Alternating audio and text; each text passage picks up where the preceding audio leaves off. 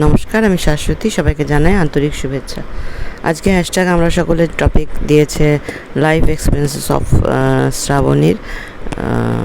শ্রাবণী। অল্প সঞ্চয়, অনেক বেশি পুঁজি। আমার কাছে অনেক বেশি পুঁজি বলতে মানুষ যেটা বোঝে যে টাকা পয়সা, গাড়ি বাড়ি, এগুলো তো অবশ্যই পুঁজি। টাকা পয়সা দরকার নেই এটা তো কোনো মানুষই বলতে পারবে না, সবটাই ঠিক আছে। কিন্তু শান্তিটা আমার কাছে সবথেকে বড় পুঁজি। আমার মনে হয় যে যদি কারোর বাড়িতে প্রচুর বড় বড় অসুখ থাকে, তার বাড়িতে প্রচুর টাকা আছে, আবার বড় বড় অসুখও আছে, তাহলে কি সেখানে শান্তি আছে? শান্তি নেই। হয়তো সেই টাকা পয়সা দিয়ে সে সুখের অনেক উপকরণ বাড়িতে কিনতে পারছে, আরামের অনেক উপকরণ বাড়িতে কিনতে পারছে, এবং যে অসুখটা হয়েছে তার চিকিৎসা করতে পারছে, সেটা পারছে। কিন্তু অসুখটা তো রাতের ঘুম কেড়ে নেয়। কোনো আপনজনের যদি সেরকম কোনো অসুখ হয়, সে যখন হসপিটালে লড়াই করছে, তখন তার যে আপনজন, সে কি রাত্রে ঘুমাতে পারে? চোখ বন্ধ করে পারে না। তো সুতরাং অসুখ না হওয়াটাই ভালো।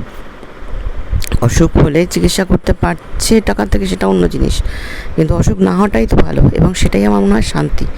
তো আমার কাছে ওই শান্তিটা হচ্ছে সবথেকে বড় পুঁজি। তাই জন্য মনে হয় যে যখন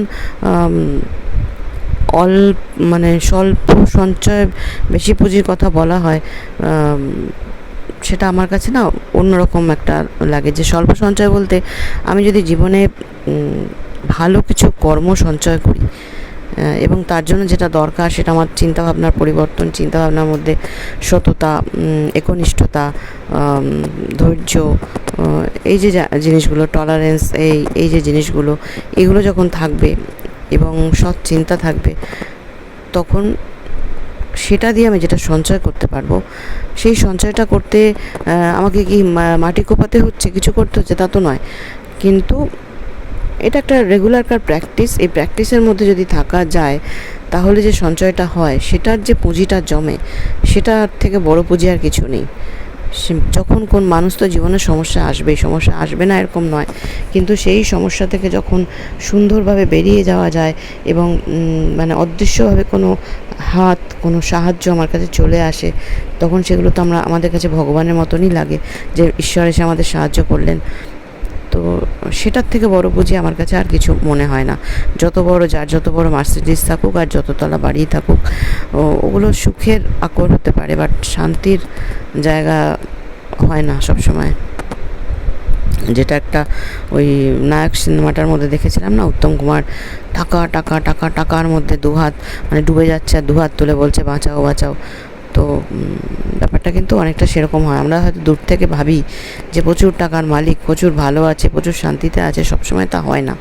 টাকা দরকার, টাকা যতটুকু দরকার ততটুকু থাকা ভালো। তারপরে যদি আমি মানুষের জন্য কিছু করতে চাই, সেই টাকাটাও থাকা ভালো, কারণ আমার যতটুকু দরকার তাতে যদি ফুরিয়ে যায়, তাহলে আমি অন্যের জন্য কিছু করতে পারবো না। কিন্তু যদি একটু বেশি থাকে, তাহলে পরে আমার প্রয়োজনটা মিটিয়ে আমি অন্যের জন্য, অন্যের পাশেও একটুখানি হলেও দাঁড়াতে পারবো। কিন্তু অগাধ পুঁজি, কোটি কোটি, সেখানে সবসময় যে শান্তি থাকে তা নয়। থাকে না, আমি বলছি না, থাকতেই পারে, কিন্তু যেখানে শান্তিটা আমার কাছে একটা অন্য জিনিস। যাতে রাত্রিবেলায় দু চোখের পাতা সুন্দরভাবে বন্ধ করে সুন্দর মনে, নিশ্চিন্ত মনে ঘুমোতে যাওয়া যায়, পরের দিনটা সুন্দর করে আরম্ভ করা যায়, সেটা আমার কাছে একটা বিশাল পুঁজি। আর সেই পুঁজিটা করতে গেলে যে সঞ্চয়টা করতে হয়, সেটার জন্য বিশাল কিছু কায়িক পরিশ্রম লাগে না, মানসিক পরিশ্রম কিছু লাগে। মানসিক ওটাকে কী বলা হয়, চেতন মনন কিছু লাগে। সেগুলো দিলে কিন্তু বেশ যে সঞ্চয়টা হয়, তাতে অনেকটা পুঁজি জমে যায়, এবং জীবনে ওটাই আমার কাছে আসল পুঁজি। আমি জানি না শ্রাবণী, আমি ঠিক বললাম কি না? তুমি যদি শোনো তাহলে একটু কমেন্ট করো।